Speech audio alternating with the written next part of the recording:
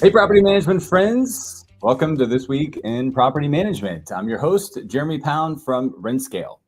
I get it. I'm about to use a politically charged word. Yes, the M word, immigration. Now, this isn't meant to be political. It's just statistical. And in housing, this may be the black swan that no one is talking about. Did you know that 15% of today's US population is foreign born and growing?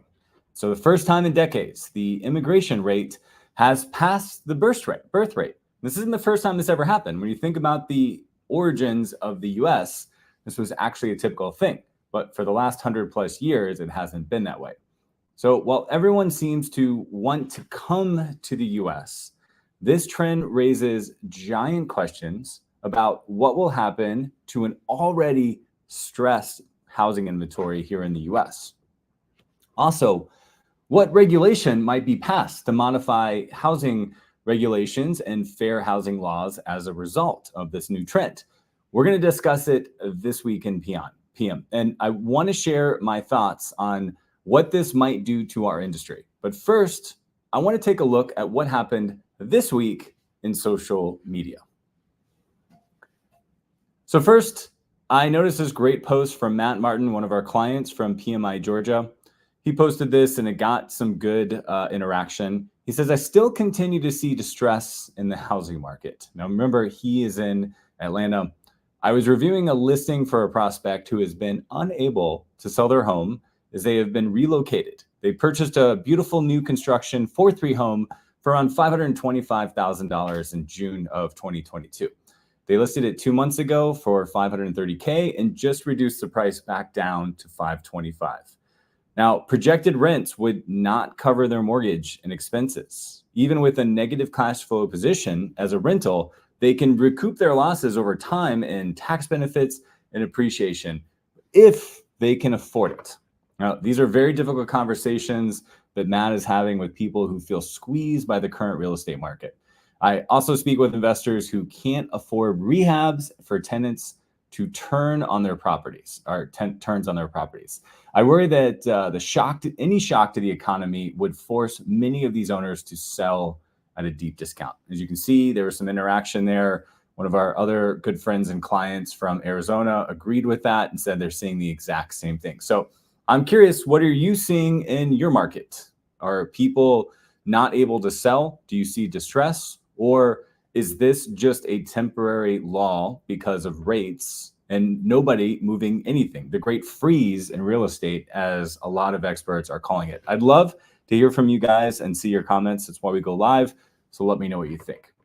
Now, second up, I thought there was a great post from Peter Lohman, and he basically showed a chart of NARPM's growth. Now, if you don't know Peter, he's great. He owns a property management company in Ohio, and he also has an amazing newsletter that we follow. He's been a guest on the show, and he has a column in Strategic PM, and he also runs Crane. So he says that the reports of NARPM's demise have been premature. As you can see this here, membership in NARPM is clearly growing. And of course, if you look at this on Facebook, you will see lots of comments. People say, what do you mean about NARPM's demise? I didn't know what you're talking about. It's all based around some people being a little frustrated with where NARPM's growing, typically from kind of the OGs, people who have been in NARPM for a long time. But as you can see here, I think this is just a reflection of how fast the industry is growing. People join a new industry, they are clearly going to want to know what the National Association is, and they're going to want to join that. I bet you that the growth, and this is totally speculative on my part, is far more driven by new people coming into the industry rather than longtime companies just finally deciding that they want to join the group. So I actually think this is an amazing proxy for just how fast our industry is growing.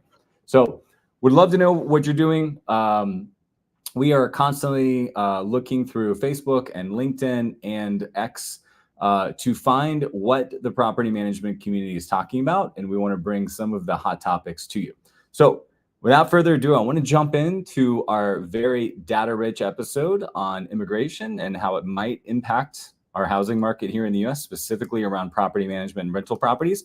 But first, I'm excited to share with you a new exciting message from one of our sponsors.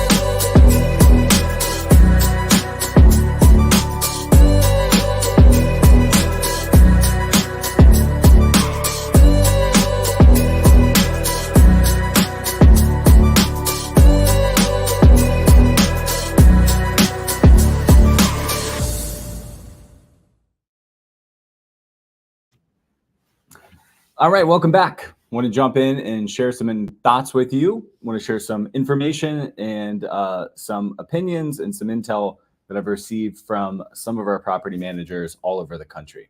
So I want to walk through a number of stats and some trends that I'm seeing, and I want to focus on how this is affecting us in the industry. Number one, I want to talk about how net population growth is actually going to put some pressure on the industry. And I have a barbell, and I'll show you exactly why I'm sharing that in just a second. Number two, I want to talk about policy changes and compliance issues that might be coming out of this.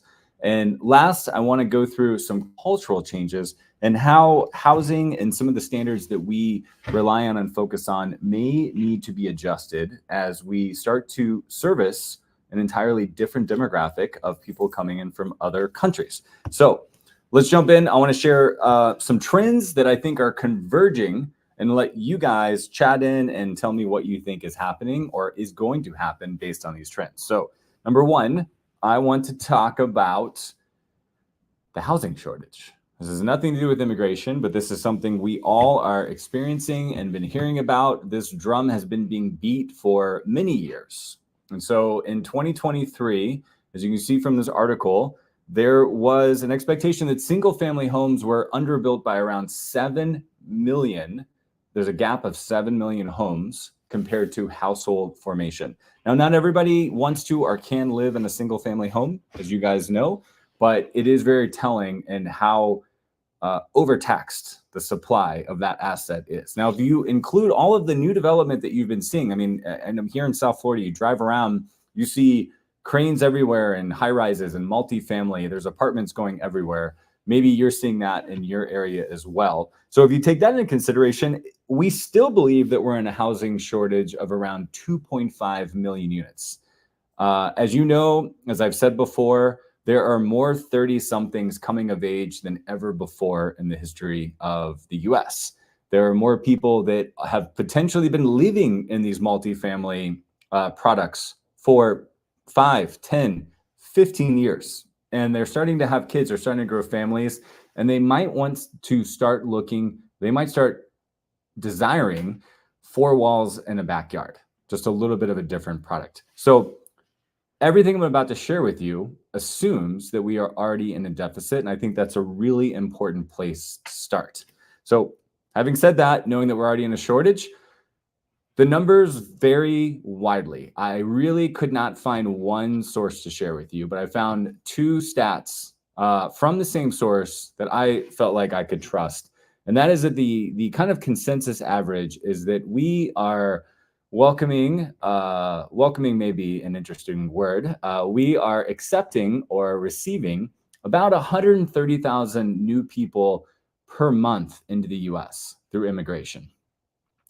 Unfortunately, I shouldn't say unfortunately, but from what I'm seeing, the answer will be unfortunate as we go through this whole process. It seems like that's accelerating dramatically. And so some of the more recent numbers is that in peak weeks, we've actually estimated that we are receiving 10,000 plus people per week. Now, if you do the math, per day, I apologize, 10,000 per day. So you can imagine that times 30. Here we are on February 29th in a leap year. That's even 29 days. Do the math on that, and you can imagine how many people that is. So I do want to say, I think that immigration is overall a very positive thing for the United States. It is how this country was built.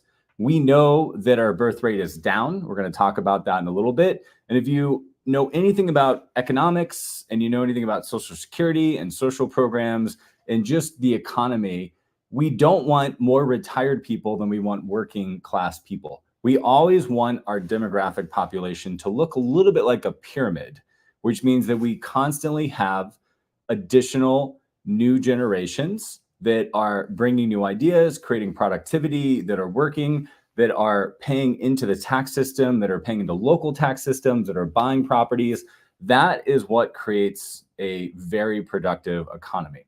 So overall, this is a fantastic thing because our birth rates are down. I'm going to share that with you in just a moment. But these numbers are unprecedented.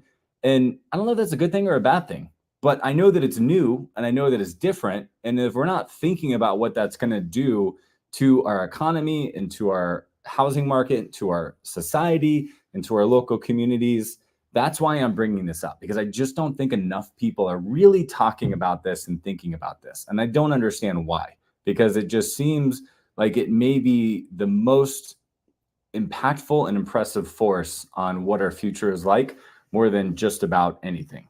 So now that we know we already are stressed on our housing inventory, and now we've got more people coming in than ever, it's really important to kind of think about demographics. So, like I said, a very healthy society looks like a pyramid. We've got far more young people being born and moving into the working class than we have old people that are retiring and basically moving from producers to consumers.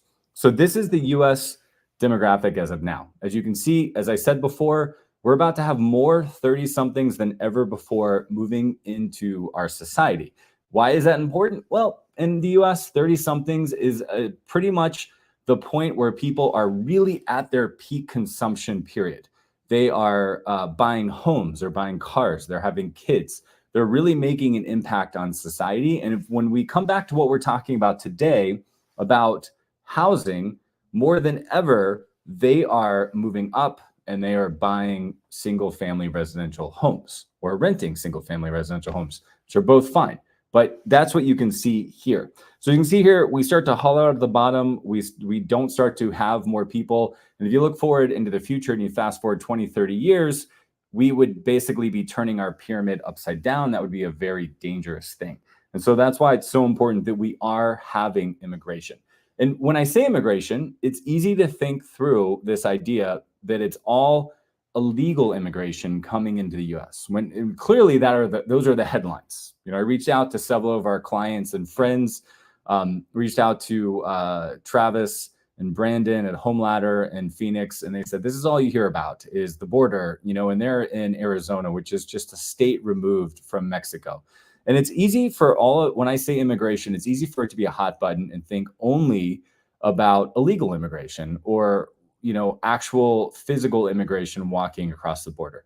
But we have relied on immigration for hundreds of years here in the US. We have programs. We also bring in skilled workers on visas, HB1 visas, who basically are coming here and they are essentially very valuable people from other countries who have technical skill sets or scientific skill sets, something that we need and that we do not have enough people to fill the void of employment here. So I talked about the barbell. I'll talk about this at the end.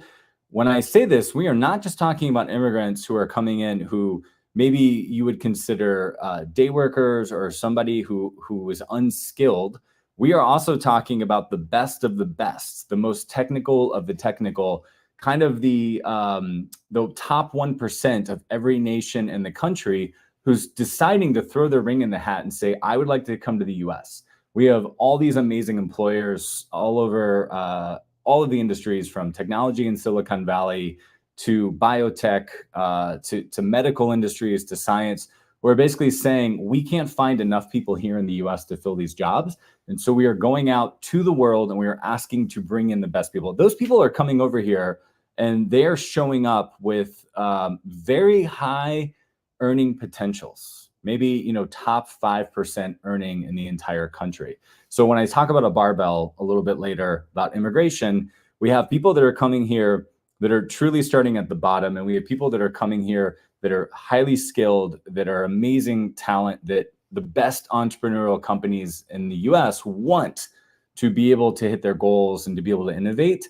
And so it's going to put pressure on everything. And so when you look at this demographic, that's what's important to remember, is that we need these immigrants, but we just aren't expecting them or planning for them in the number that they're coming.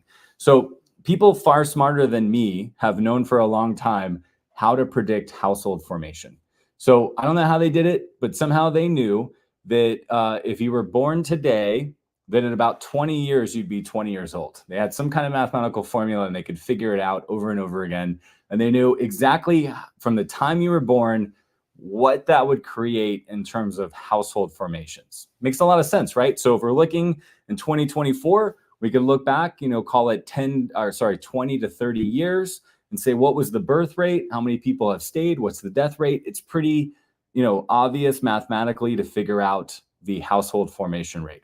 That all changes when we're not just relying on a static figure called the birth rate. Now that we have people coming in who could be 10, they could be 20, they could be 40, they could be 50. We don't know how old they are, and they're basically coming in here and creating household formations. It really takes the expectation and the predictability out of household formation out the window. So that's why this is so important. So I've got a lot of data. I don't want to spend too long on it. I've already droned on, but I get fascinated by this stuff.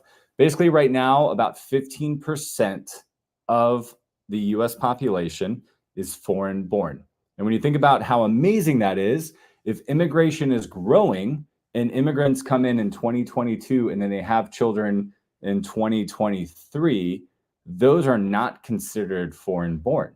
So there's actually an accelerating factor when you think about this. So foreign born means they literally were foreign born and they came in. But if a set of parents come in, or one of the parents come in last year and they have a children, we're constantly nullifying the number of foreign born because these immigrants are coming in and having kids. So when you hear 15%, it actually could be much more dramatic than that in terms of the speed that the population is growing. Because as soon as they come in and they have kids, those now become naturalized citizens and not immigrants. So the more people that are coming in, the more kids they can have, the faster the population grows. I think you guys can, fast forward that and figure that out. So around 50% of the US was foreign born. 49.5 of the population, which is about 15%. It's pretty dramatic when you think about it. So this is the hardest thing to track. In 2024, we don't know. We cannot keep track of how many illegal immigrants are coming to the US. We are simply reaching and imagining based on the number of encounters that the border is having with people coming across the border patrol. And so they are basically making up a number, statistically significant number, I should say. I shouldn't say making up, that was unfair. They are projecting a number based on the number of interactions they're having. And so for the first time ever, as you can see here, our projected immigrant rate is actually higher than the birth rate in a very, very long time. So it's just something really to consider when you think about the pressure and the stress that we're already having on our housing inventory, especially on our affordable housing inventory and how crazy that is, right? Everybody is talking about how unaffordable the American dream is anymore. Well, if you really look at this, the shadow demand for that inventory is actually much higher than a lot of us are thinking about. So I put this out on social media. I reached out to some friends.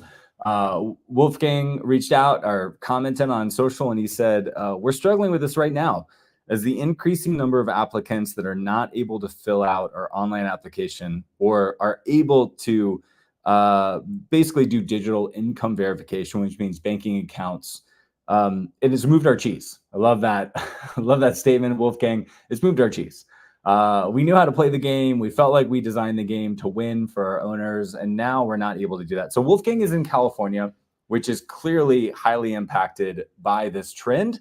So it's really important to think about. He reached out, he shared some more details with me and talked about this. And it is just really, with all the legislation that is coming out, that is in the gray area, that may be coming out, it's making property managers feel like they have to change their game a little bit, or that their policies and procedures may be getting, outdated overnight as they try to do this. And so they know that they want to adopt fair housing. They want to be compliant. They want to make sure that everybody that is qualified has a fair shake at the ability to rent this home.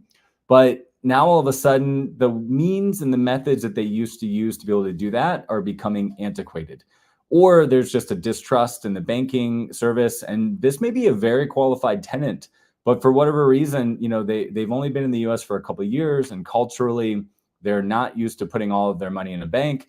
They maybe don't have years and years of credit history. And so even though they may be a credit-worthy individual, they may be a financially solid individual or family, they just don't have the mechanical means to prove it the way that we expect people to prove it.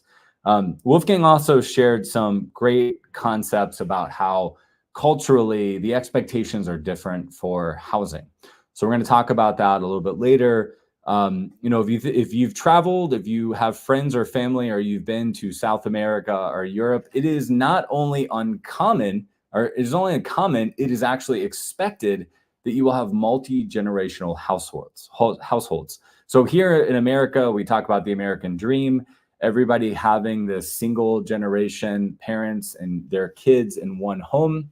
If you travel abroad, where housing has been stressed the way that we are experiencing it today, you will find that there are potentially 3 generations in a house. The grandparents, the parents, and the kid, potentially even 4.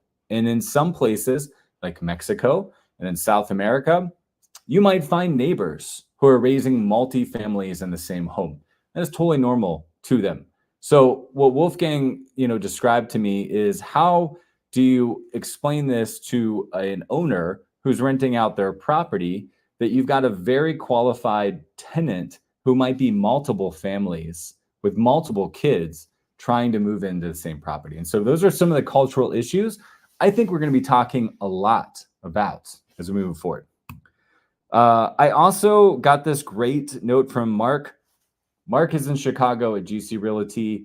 I'm going to bring this up. Hopefully I'll play a video live. It's a little bit like acrobats without a safety wire. Hopefully it works. But I asked Mark about this, and he wanted to share some concepts. I got his permission to share this video. I thought that this was great. So let me just share this, and hopefully the audio works. And George, just let me know if it does not, but hopefully this will play through.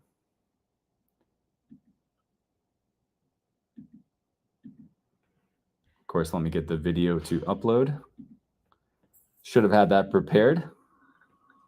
So it's hit us really big here in Chicago. They just, as of January 1st, you cannot discriminate. So they made it part of the Fair Housing Act. I cannot discriminate against somebody as an illegal alien. So I can't say, hey, if you don't have the right paperwork, you can't rent for me. So we actually had to change our screening process to be able to account for this. And I think we found some other, I can confirm this for your viewers, but we confirmed some other service that helps us be able to at least secure us and make us feel a little better about who we're selecting.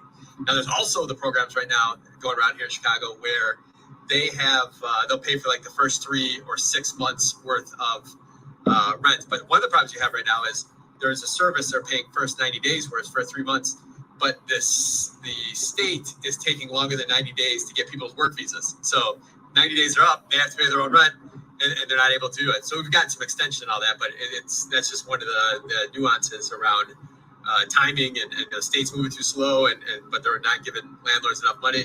But yeah, so it is law here. Chicago, these bigger cities, Chicago, these older cities, they have a lot of people that leave, and the immigrants coming into these cities is probably a good thing, because the second generation, third generation, they move to the city and they move down to Nashville or something like that, or they move down to Arizona, or they're sick of the politics because their parents complain about it and move down to Florida or something. But so for us, for me, my opinion, I think the immigrant is something that will ultimately keep moving these older cities, called the gateway cities, forward here in culturally, and just kind of maintaining population. So talk to you, man. Hopefully that helps. Is that what you asked for? Talk to you, man. Thanks, Mark. Really appreciate that. It was great to get that kind of intel from what he was going through. Reached out to a number of people, got some great responses back. Another example that I heard from were Travis and Brandon in Phoenix. And so I don't want to play his whole video, but he had some amazing data. And I wanted to share this. Travis basically was letting me know that hey, the market in Arizona, specifically Phoenix, thrives on immigration. This is what they expect. They have a ton of land, and the builders are keeping up with the demand. So he felt like it was a little bit more of a prototype of a healthy environment. He said, that's what we expect here. We know people are coming in. He had actual numbers to show that he was in one of the leading immigrant populations in the entire US.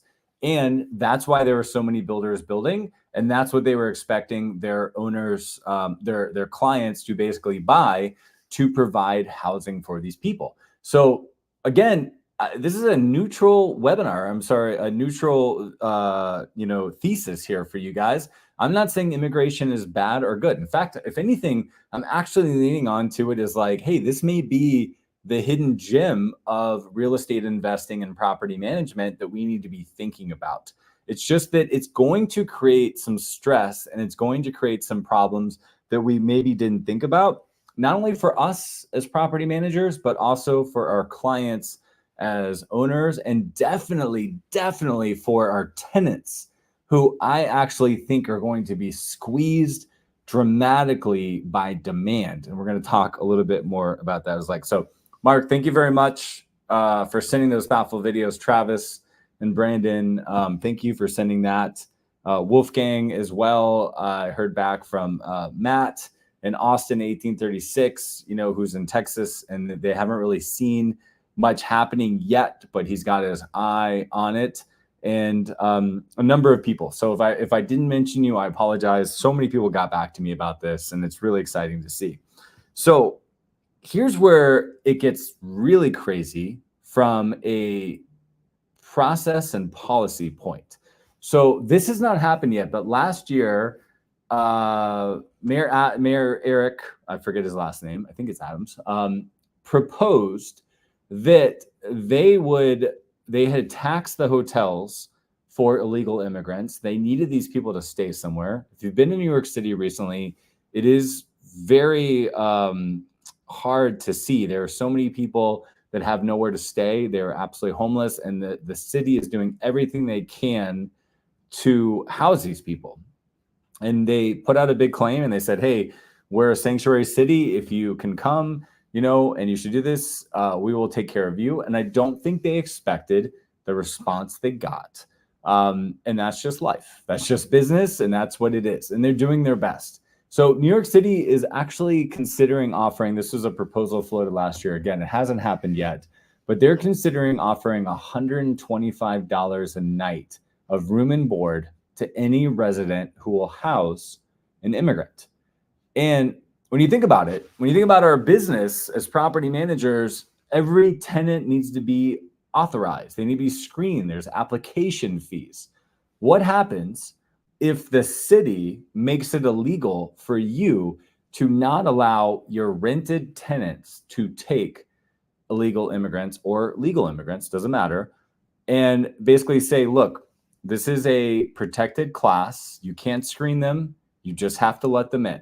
So it's easy to think about what that looks like in New York City.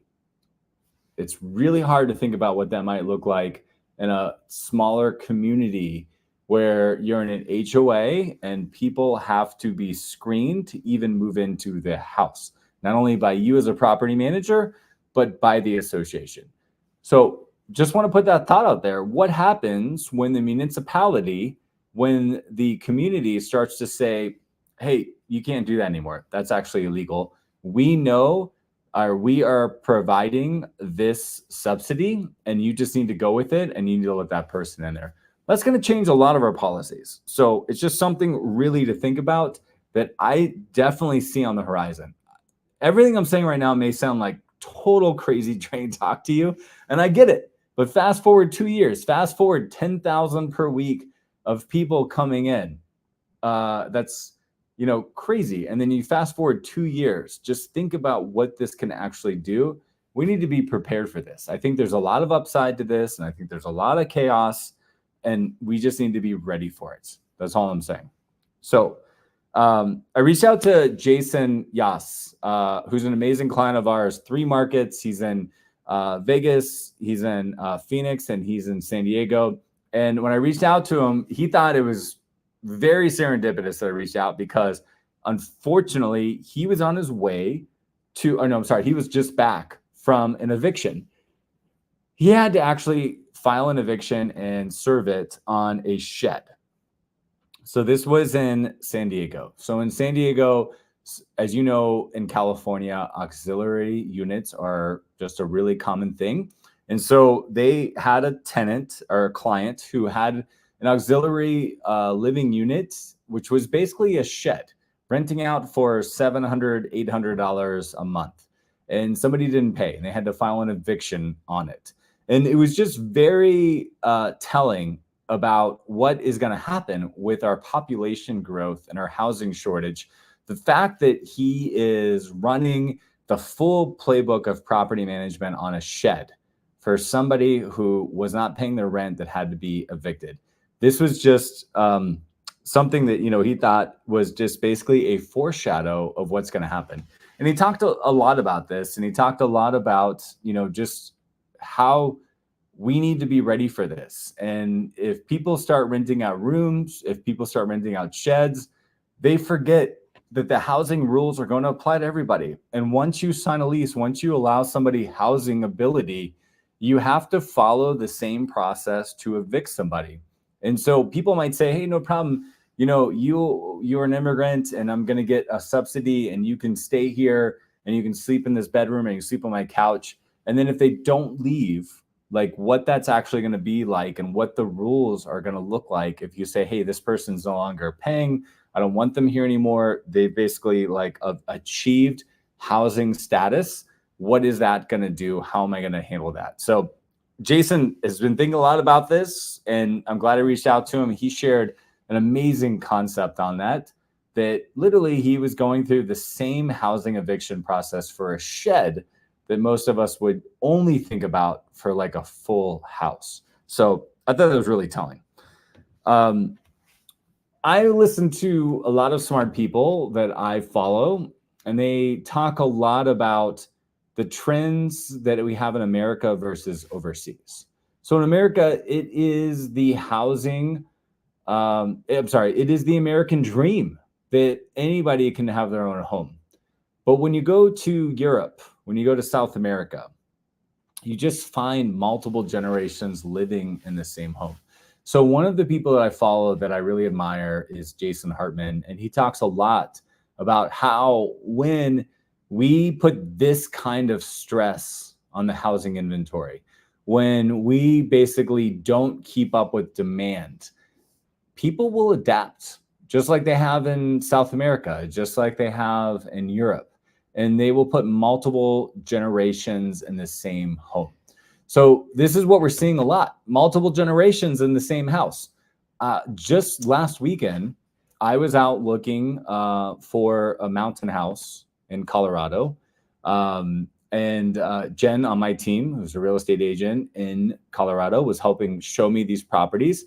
And I made the comment, I said, hey, every single property I'm looking at, basically is like a two homes and two homes and one home on different stories. So top floor had a kitchen, had bedrooms, masters, primaries.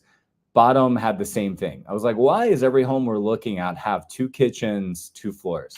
And she said, because housing out here is so expensive that the only way to really make it work is to have multiple generations in the same home. And I had never really thought that. Living here in South Florida, that's just not what I've seen. We don't have basements here in South Florida for geological reasons. Really, if you build a basement, it's probably going to be flooded unless you have a pump in it. But I went out there and I realized every home was built for multiple generations. And to me, I thought, hey, that's just a great foreshadow of what I'm seeing all over the world. if you go to Europe, I promise you will see grandparents, parents, and grandchildren all living in the same house. Sometimes 4 generations, sometimes 2 different families that are all sharing it together. We know all about basement rentals, people renting out a basement so that they can afford the home. I just think we're going to see a whole heck of a lot more of this, and we need to be ready for it. So I just wanted to bring this to a conclusion. So I shared this before. I think these are the 3 things we need to be thinking about as we move into the next phase with this immigration issue. So number 1, I think that we need to think about the net population growth versus the housing stress. So I put the barbell here because I think it's on both ends. So I think there are going to be a lot of people coming into the US that are going to impact low income housing or average income housing. I hate to even say low income housing because I just can't imagine a future where the government doesn't create something like a Section 8 certificate or voucher to help people basically move into affordable housing. So I think we're going to put a ton of stress on the low income housing. Also, as I said before, when you think about HP1 visas and people moving in that are going to be earning at the highest of the high income, I think they are also going to put stress on the luxury properties, on the big properties. Like, I don't discount this. I actually think this is really going to happen. Growing up, I remember hearing that if you moved to Manhattan when you graduated high school, just imagine that if every city in America, every small town USA sent their prom queen to live in New York. And that's what Manhattan was. Manhattan was just full of the prettiest women in the entire country because they all wanted to come there because they were all the best of their small town USA, and they wanted to move to Manhattan. That's immigration for the whole world. That's the Elon Musks, the best of any country who's most technical, who's most astute, who's able to basically achieve more than anybody else. They're going to file to come into the US. The jobs are there waiting for them. So excuse the crude analogy, but the prom queens of the world all want to come to the USA. And they're going to come in earning at a high level, and they're going to put a ton of pressure on certain housing. And of course, we know that the government is going to take care. Politics is always about population and about taking care of people who can create chaos. And so the government is always going to take care of people who are at the lower income range. And I just think there's going to be so much stress on both ends of the property. I'd love to know what you guys think. This may be controversial. Maybe it's logical to you. I've spent a lot of time thinking about this. I'd love to know what you guys think about that. But I just think that's something that we're going to experience. So if you're buying properties at the lower level, or you're thinking about multifamily, just taking care of everything, just imagine if Section 8 got multiplied by an approval level of 10. Just imagine if the highest income rates got stressed by a level of 10 because more and more people are coming in. I actually think that's what we're going to experience. So policy changes, that's what I heard most from my team when I reached out. When I reached out to my clients and my property management friends, they said, hey, this is crazy. Like, now I can't discriminate against somebody because they can't prove their income. Wolfgang talked a lot about that. Mark talked about that. I heard that from many other of my clients and friends. We need to be ready to have a conversation with our client owners and say, hey, look, I can't discriminate against X. Just like I can't say I want to take a family without kids, I can't say that I want to take a family who can prove that they've got 2 years of bank statements or that they've lived in the country for over a year. We're going to need to come to terms with that. We're going to need to have that conversation with our team. And compliance, again, think about that crazy thing that New York City proposed.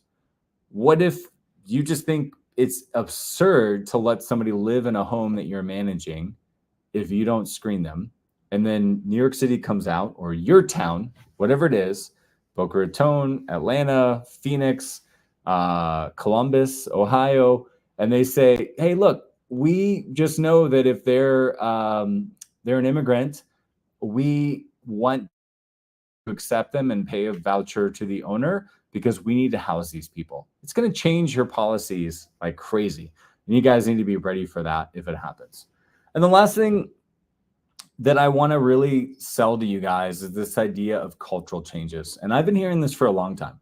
Some of the people that I follow that I think are very visionary with the real estate market, they just basically say, look, we've been in a little bit of a bubble here in the US where it's just one family in every single home. It's the American dream. It's what we do. And I think that as the housing deficit meets the immigration positive inflow, things are going to have to change. There's going to be a lot of people living multiple generations in a single home.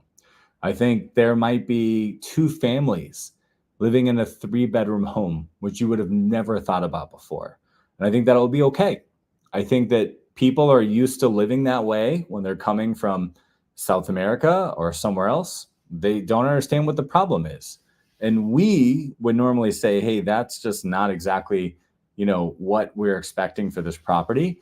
We are going to screen everybody that's moving into this property and make sure that everybody is creditworthy. And you just got to be ready. How will that change application fees?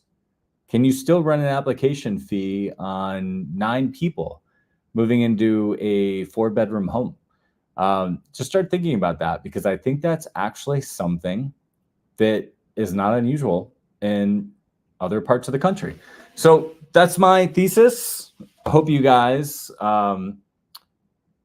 will debate me. Tell me what you think. Agree, disagree. I'd love it. Love for you guys to let us know when you watch this, what's happening.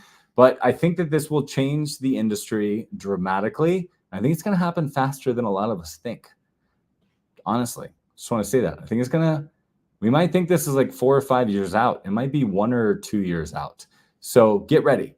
So what are your thoughts? Hope you guys subscribe for future episodes. These are recorded. You can watch them anytime, but I'd love if you're here live.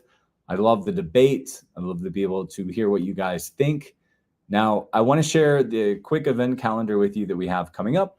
But first, I want to give you a quick word from a sponsor. This episode is brought to you by Strategic PM, the magazine for property management entrepreneurs and executives. If you go online to strategicpm.com today, you're going to find an entire website full of content written about your industry and by your peers. And it's completely free to sign up. Just go ahead and click on the create a free account right in the upper right-hand corner. When you click on that, not only can you create a digital account, but you can actually add your mailing address and we will send you a free 1-year subscription of the print magazine, which will be showing up in your offices every single quarter. So if you take a look inside the magazine, what you're going to see is that we are focused on growth. We've got 5 pillars of Strategic PM: vision, strategy, culture, marketing, and experience. You're going to be seeing some great high-class content from some of the best thought leaders in the industry talking about the matters that matter the most to your business. So sign up for free today at strategicpm.com and look for the magazine in your office. All right, so if you're not watching this because you're in the North Carolina NARPM State Conference, you were clearly meeting Hector from my team. We're having a ball out there from what I've seen. Next month, we are headed out to the California NARPM State Conference, which is in Napa Valley, which I am very excited about. Hope to see you guys there. In April, Denver is having their 2-day conference. It's the first time they are making a 2-day conference, so I'm very excited about. You can sign up at denver.narpm.org. Jen and I will be the opening keynote speaker, which is very exciting on the first day. And we're just really excited to be out there and see everybody. And then we move on to the big event. In April, we've got NARPM broker owner which is very exciting. Amelia Island, close to Jacksonville. It's probably where you'll fly into. Probably borderline, trying to decide if I'm going to drive or fly. It's right there. It's probably like a 5-hour drive for me. But I'm excited to be there. We're bringing in a bunch of the team, and we just want to hang out with you guys. So some great events. We are in full swing of conference season, which I'm really excited about. Guys, I appreciate you being here. I want to ask for you to subscribe, share this. I think we're about 14, 15 episodes into this. Again, some great feedback from you guys. We spent a lot of time on this. We do this for you. This is for residential property managers. And we just ask that you just kind of pass it along and decide if it's worth sharing with one of your friends. So I'll see you in California. I'll see you at Broker Owner. That's what's happening this week in PM.